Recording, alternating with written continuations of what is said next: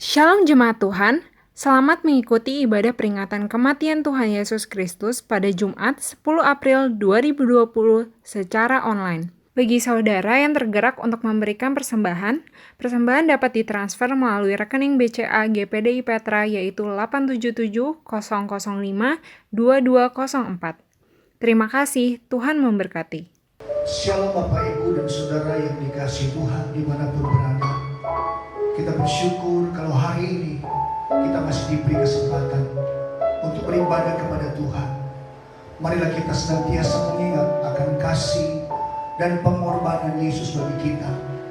Marilah kita bersatu hati berdoa, biar urapan Tuhan memberkati ibadah peringatan kematian Tuhan Yesus Kristus. Bapa di surga, kami bersyukur kepadamu. Engkau Tuhan yang ajaib, Engkau Tuhan yang kami sembah.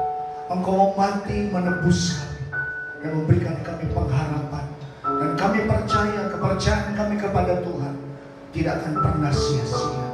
Terima kasih Tuhan Yesus. Engkau Imam besar kami ya Bapa. Amin.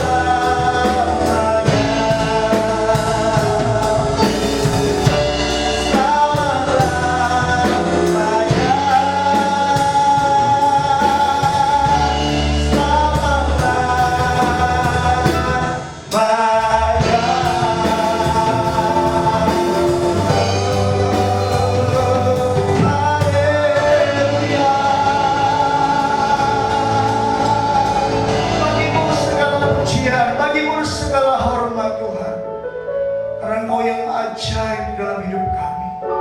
Engkau yang memberikan kami pengharapan Tuhan. Engkau yang memberikan kami kesembuhan. Engkau berikan kami kehidupan yang kekal Tuhan. Kami bangga punya Bapa yang baik, Bapa yang selalu pegang tangan kami. Terima kasih Tuhan Yesus.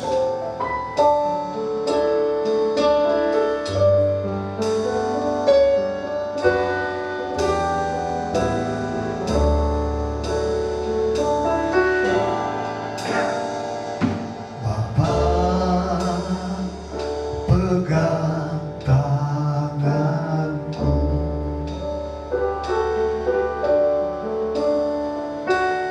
Bapa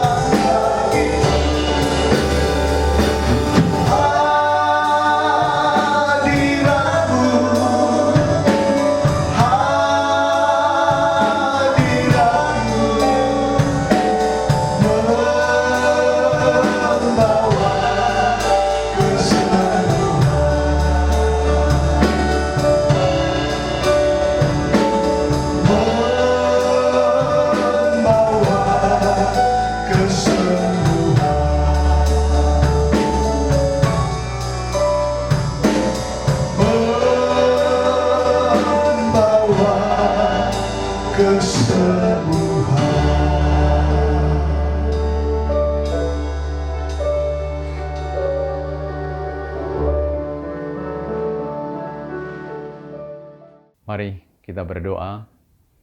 Bapa kami yang di surga, kami datang kepadamu. Naikkan syukur buat hari yang luar biasa yang Kau anugerahkan bagi kami. Kami memperingati kematian-Mu di atas kayu salib, di mana Engkau berkenan menyelamatkan umat manusia yang berdosa. Biar kami menaikkan syukur kepadamu Tuhan, untuk anugerah-Mu yang tidak terhingga itu. Terima kasih Tuhan. Nyatakan isi hati-Mu bagi kami. Kami siap mendengar. Di dalam nama Tuhan Yesus Kristus, kami berdoa dan mengucap syukur. Amin. Shalom, Bapak Saudara, dimanapun Saudara berada. Kita mengikuti ibadah memperingati kematian Tuhan. Begitu pentingnya kematian Tuhan. Tanpa kematian Tuhan, kita tidak tahu hidup kita jadi apa. Tetapi dengan kematian Tuhan, saudara dan saya punya kepastian keselamatan. Hari ini kita akan belajar bersama-sama dan saya akan beri judul pemberitaan firman Allah, Kuasa Salib Kristus, yang terambil dari kitab Efesus pasalnya yang kedua, ayat 14 sampai 18. Demikian bunyi firman Allah. Karena Dialah damai sejahtera kita, yang telah mempersatukan kedua pihak dan yang telah merubuhkan tembok pemisah, yaitu perseteruan. Sebab dengan matinya sebagai manusia, ia telah membatalkan hukum Taurat dengan segala perintah dan ketentuannya, untuk menciptakan keduanya menjadi satu manusia baru di dalam dirinya, dan dengan itu mengadakan damai sejahtera. Dan untuk memperdamaikan keduanya di dalam satu tubuh dengan Allah oleh salib, dengan melenyapkan perseteruan pada salib itu. Ia datang dan memberitakan damai sejahtera kepada kamu yang jauh dan damai sejahtera kepada mereka yang dekat. Karena oleh Dia, kita kedua pihak dalam satu roh beroleh jalan masuk kepada Bapa. Firman Tuhan sangat jelas di sini bahwa kematian Yesus adalah menyatukan hubungan yang utama adalah manusia dengan Allah yang terpisah karena dosa. Yang kedua, sesama. Ya, karena waktu manusia jatuh dalam dosa, ada permusuhan-permusuhan. Juga kepada lingkungannya. Nah, saudara, betapa kematian Tuhan telah memulihkan segala sesuatu dalam kehidupan ini. Di ayat yang ke-14, Dialah damai sejahtera kita yang mempersatukan kedua pihak dan yang telah merubuhkan tembok pemisah, yaitu perseteruan. Saudara, sebetulnya Tuhan telah memilih bangsa Israel menjadi bangsa pilihan yang harusnya jadi terang dan garam dunia. Tapi saudara, ternyata bangsa Israel juga mengalami satu kegagalan. Bahkan menganggap dirinya istimewa, menganggap dirinya umat pilihan Tuhan, sehingga menganggap bangsa yang lain itu bangsa kafir, bangsa yang tidak dikasihani Allah. Padahal Tuhan datang untuk semua bangsa. Itu sebabnya kematian Yesus juga memperdamaikan antara umat Yahudi dan umat non-Yahudi, atau yang seringkali di dalam Alkitab disebut orang Yunani. Ya, adalah orang-orang di luar Yahudi, di luar bangsa Israel. Dan mereka menganggap di luar bangsa Israel tidak layak menerima keselamatan. Ketika Rasul Paulus dipanggil menjadi rasul, saudara, Paulus justru dikasih anugerah, dikasih kemurahan untuk melayani orang-orang non-Yahudi. Itu sebabnya banyak dia diprotes, banyak dimusuhi oleh orang-orang Yahudi. Dalam Kisah Para Rasul pasal yang ke-21 ayat 27 sampai 28 berkata demikian. ketika masa 7 hari itu sudah hampir berakhir, orang-orang Yahudi yang datang dari Asia melihat Paulus di dalam bait Allah. Lalu mereka menghasut rakyat dan menangkap dia sambil berteriak, "Hai orang-orang Israel, tolong! Inilah orang yang di mana-mana mengajar semua orang untuk menentang bangsa kita dan menentang hukum Taurat dan tempat ini. Dan sekarang ia membawa orang-orang Yunani pula ke dalam bait Allah dan menajiskan tempat suci ini." Bangsa Israel kembali perlu dibukakan mata hatinya, mata rohaninya untuk melihat rencana yang lebih besar tentang keselamatan, tentang keberadaan Yesus. Jadi Yesus mati bukan saja untuk umat Yahudi, tapi Yesus mati untuk semua orang berdosa di dunia ini. Barang siapa yang percaya kepada Dia tidak binasa, melainkan beroleh hidup yang kekal. Nah saudara, kematian Yesus itu merubuhkan tembok perseteruan ini. Tuhan mau ada satu kesatuan. Tuhan mau ada satu keluarga yang baru. Di dalam 1 Korintus pasal 12 ayat 13 katakan, sebab dalam satu roh kita semua, baik orang Yahudi maupun orang Yunani, baik budak maupun orang merdeka, telah dibaptis menjadi satu tubuh, dan kita semua diberi minum dari satu roh. Jadi jelas sekali bahwa di dalam Tuhan, saudara dan saya disatukan. Tidak ada lagi bangsa manapun. Yang ada hanya manusia ciptaan baru. 2 Korintus pasal 5 ayat 17 katakan, barang siapa ada di dalam Yesus, dia adalah ciptaan baru.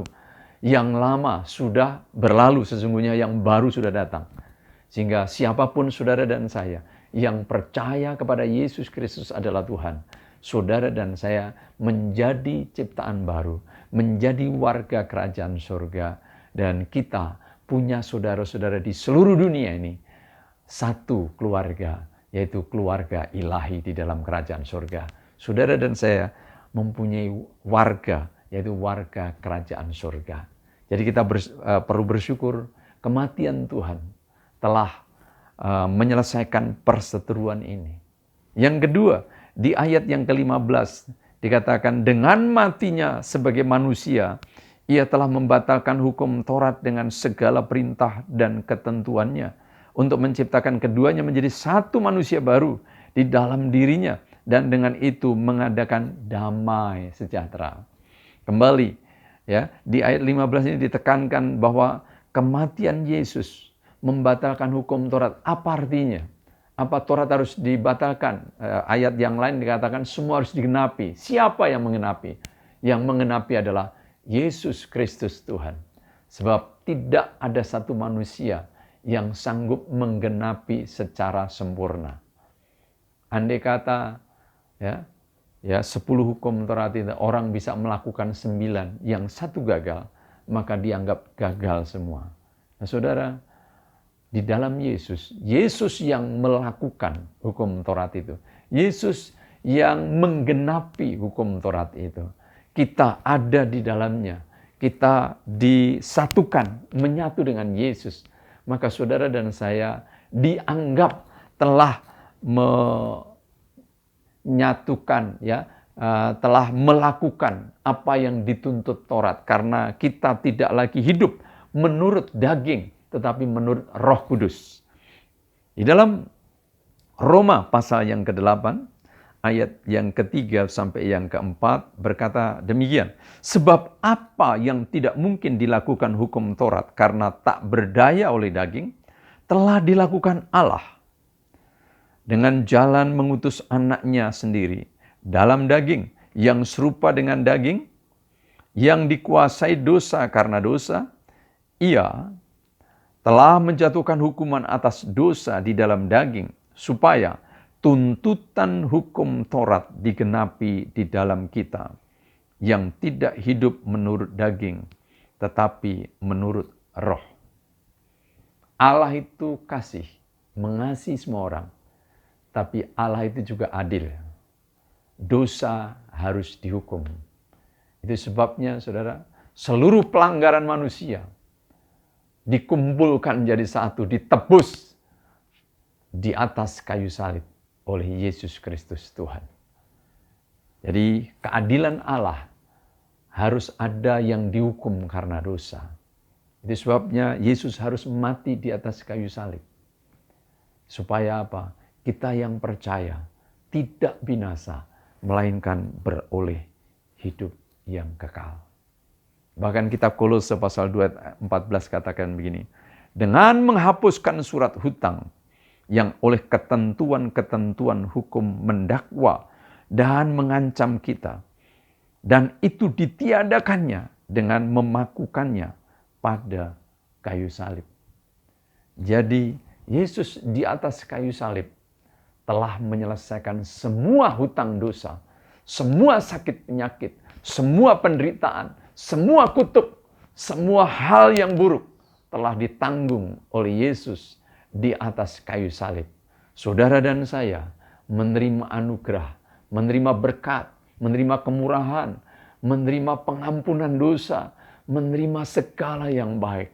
Itu sebabnya mari kita bersyukur kepada Yesus yang telah melakukan buat saudara dan saya.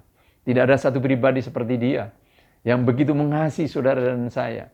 Sekalipun dosa saudara dan saya semerah kermisi dikatakan, Dia akan jadikan putih seperti salju. Dan saudara, betapa luar biasanya ketika saudara dan saya percaya kepada Yesus, maka saudara dan saya mengalami kemerdekaan demi kemerdekaan, mengalami damai sejahtera demi damai sejahtera, mengalami kasih karunia demi kasih karunia. Saudara, kembali, tidak ada satu orang pun yang dengan sempurna dapat melakukan hukum Taurat.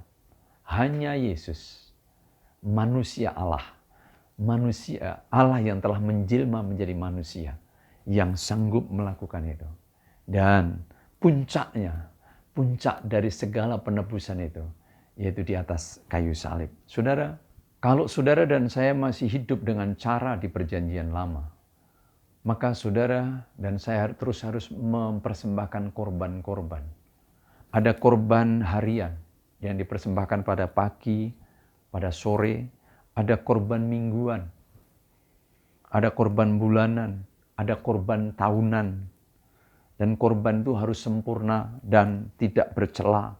Biasanya juga mempersembahkan sesuatu dari jenisnya yang terbaik.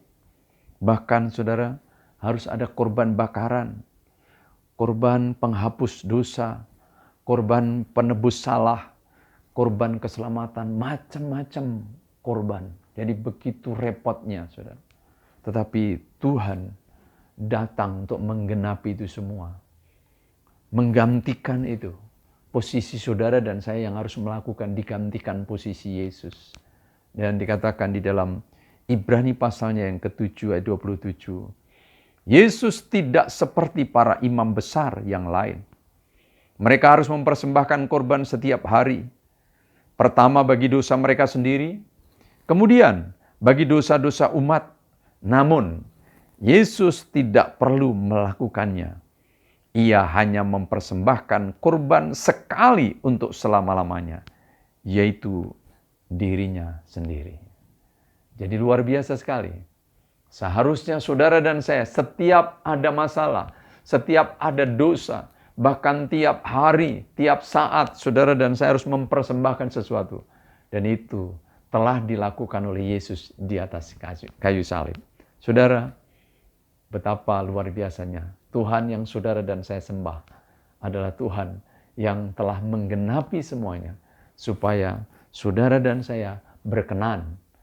Ya, supaya hidup saudara dan saya makin hari makin dekat dengan Dia. Dengan kita bersyukur kepada Dia untuk apa yang telah dibuat di atas kayu salib. Mari saudara, bagi saudara dan saya yang sudah mengenal Yesus Kristus sebagai Tuhan, hidup kita harus semakin dalam mengenal Dia lebih lagi. Untuk menggenapi apa tujuan hidup yang Tuhan telah taruh dalam hidup saudara dan saya. Bagi saudara yang belum pernah mengundang Yesus Kristus sebagai Tuhan. Saat ini juga saya tantang saudara, biar saudara mengalami keselamatan kekal, yaitu undang Yesus masuk di hatimu.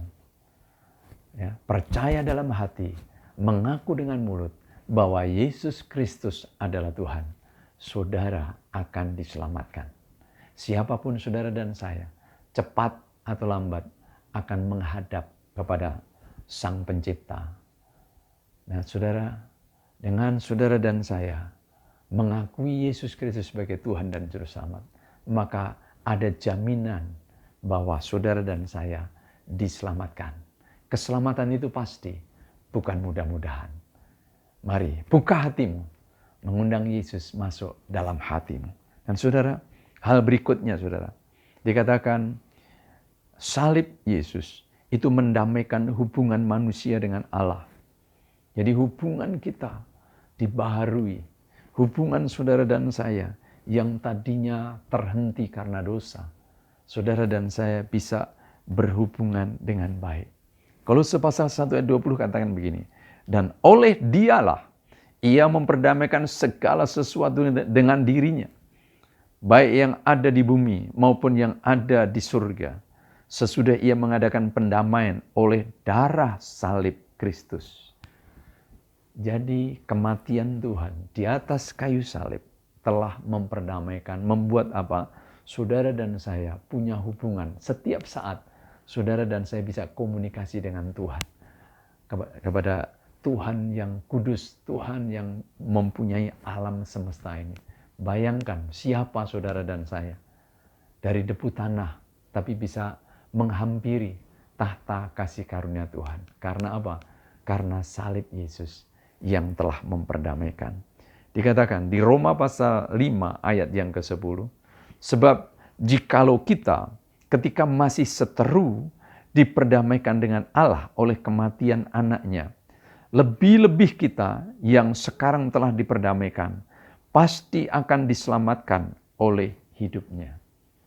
Jadi ketika saudara dan saya masih seteru dengan Allah, karena hidup di dalam dosa, sudah diperdamaikan oleh kematian anaknya, dikatakan lebih-lebih kita sekarang yang telah diperdamaikan, kita pasti diselamatkan oleh hidupnya.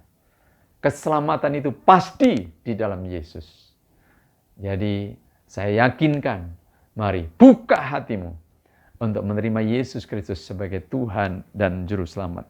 Kita diperdamaikan dengan Allah setiap saat saudara dan saya bisa menghampiri Tuhan.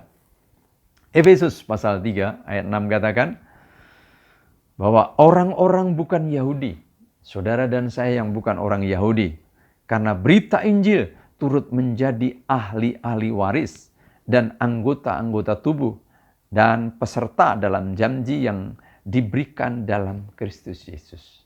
Karena saudara dan saya percaya kepada Yesus Kristus, saudara dan saya menjadi anak-anak Allah, menjadi warga kerajaan surga, sehingga saudara dan saya juga berhak menjadi ahli waris kerajaan surga.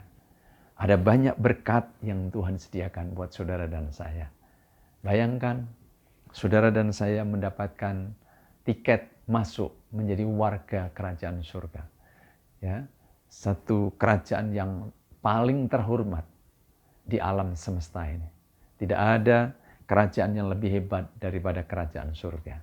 Ketika saudara dan saya percaya kepada Yesus, saudara dan saya menjadi warga kerajaan surga.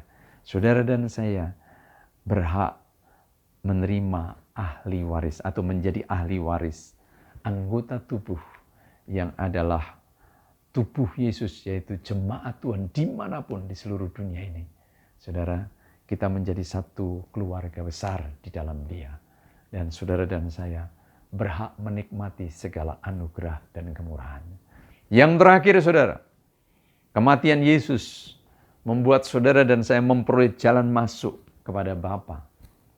Dikatakan di Roma pasal 5 ayat 1 sampai 2. Sebab itu kita yang dibenarkan karena iman, kita hidup dalam damai sejahtera dengan Allah oleh karena Tuhan kita, Yesus Kristus. oleh Dia, kita juga beroleh jalan masuk oleh iman kepada kasih karunia ini. Di dalam kasih karunia ini, kita berdiri dan kita bermegah dalam pengharapan akan menerima kemuliaan Allah. Saudara, kita dibenarkan karena iman. Ya. Anugerah diberikan. Respon saudara dan saya menerima anugerah itu, itulah iman. Ya, orang benar dikatakan akan hidup oleh iman. Ya, saudara, sejak saudara dan saya percaya kepada Yesus, seperti saudara dan saya percaya dalam hati dan mengaku dengan mulut bahwa Yesus Kristus adalah Tuhan, saudara dan saya pasti masuk surga, saudara. Maka untuk yang lain pun, saudara dan saya membutuhkan iman. Apa saja membutuhkan iman. Jadi mempercayai apa yang ditulis dalam firman Allah pasti digenapi. Dan ketika saudara dan saya mempercayai, saudara dan saya akan mendapatkan itu. Apa saja, ya. Saudara membutuhkan kesembuhan, Dia berikan kesembuhan. Saudara membutuhkan kecukupan, Dia akan berikan kecukupan. Saudara membutuhkan sukacita, Dia akan berikan sukacita. Saudara membutuhkan damai sejahtera, Dia akan berikan damai sejahtera. Saudara membutuhkan hikmat, Dia akan berikan hikmat. Dan apa saja, saudara, sebab Dia sumber segala sesuatu yang baik, yang sediakan buat saudara dan saya. Nah, saudara, mari kita hidup dari iman kepada iman, dari kebenaran kepada kebenaran, dari kemuliaan kepada kemuliaan. Ya. Kitab Ibrani pasal 4 ayat 16 katakan, sebab itu marilah kita dengan penuh keberanian menghampiri tahta kasih karunia, supaya kita menerima rahmat dan menemukan kasih karunia untuk mendapat pertolongan kita pada waktunya. Nah, saudara, karena saudara dan saya sudah percaya kepada Yesus, saudara dan saya punya akses menghampiri tahta kasih karunia. Saudara, jangan takut. Kita berani menghadap tahta kasih karunia Tuhan. Dia akan menolong saudara dan saya pada waktunya. Tuhan kiranya memberkati kita semua. Mari kita tundukkan kepala. Bapa di surga, kami naikkan syukur kepadamu Tuhan. Buat korbanmu di atas kayu salib. Telah memperdamaikan kami dengan Engkau sendiri Tuhan. Dan memperdamaikan kami dengan orang-orang di sekitar kami. Memperdamaikan kami dengan lingkungan kami. Semua karena Engkau Tuhan. Membuat kami bisa berdamai karena pengampunan-Mu yang penuh. Biar kami juga bisa mengampuni orang lain. Roh Kudus, Engkau menuntun kami. Engkau memampukan kami. Agar kami tetap hidup di dalam damai sejahtera seperti yang Engkau mau. Terima kasih Tuhan, Engkau telah menyelesaikan, Engkau telah menggenapi Taurat, sehingga tuntutan hukum Taurat tidak lagi Tuhan menjadi beban dalam hidup kami. Sebab Engkau telah menyelesaikannya. Kami tinggal percaya di dalam Engkau. Ajar kami Tuhan untuk tetap dekat dengan Engkau. Mempercayai akan firman-Mu Tuhan. Engkau jamah setiap kami Tuhan. Biar hidup kami Tuhan sungguh-sungguh naikkan syukur atas korban-Mu yang tidak terhingga itu. Karena kematian-Mu kami ada sebagaimana ada. Karena kematian-Mu kami beroleh kepastian akan keselamatan itu Tuhan. Sehingga kami tidak perlu takut dan gentar. Sebab surga Engkau telah sediakan bagi kami. Kami mau membagikan Tuhan sukacita ini. Membagikan keselamatan ini kepada orang-orang yang belum mengenal akan Engkau. Dan saat ini berapa banyak orang yang mendengar firman-Mu Tuhan. Biar membuka hatinya dan percaya dalam hatinya. Dan mengaku bahwa Yesus Kristus adalah Tuhan. Engkau lawat Tuhan orang-orang ini. Engkau sembuhkan yang sakit. Engkau jamah kuatkan yang lemah Tuhan. Berikan hikmat yang menghadapi jalan buntu. Tuhan berikan kecukupan bagi yang kekurangan. Kami berdoa di dalam nama Yesus. Anugerah-Mu mengalir. Pengurapan-Mu mengalir, sukacita-Mu mengalir. Terima kasih Tuhan untuk kebaikan dan kemurahan-Mu yang luar biasa. Terima kasih untuk kebenaran firman-Mu Tuhan, yang melegakan hati kami, karena Engkau telah memperdamaikan kami. Terima kasih Tuhan, Engkau sungguh sangat baik. Terima kasih, terima kasih. Siapkan diri saudara untuk menerima berkat Tuhan. Tuhan kiranya memberkati engkau dan melindungi engkau. Tuhan menyinari dengan wajahnya dan memberi engkau kasih karunia. Tuhan menghadapkan wajahnya dan memberi engkau damai sejahtera. Mari kita terima berkat yang melimpah-limpah dari Allah Bapa, kasih anugerah dari Yesus, dan persekutuan oleh kuat kuasa Roh Kudus akan menyertai kita sekalian, mulai saat ini dan seterusnya. Di dalam nama Tuhan Yesus Kristus, kami berdoa. Amin. Tuhan kiranya memberkati saudara. Amin.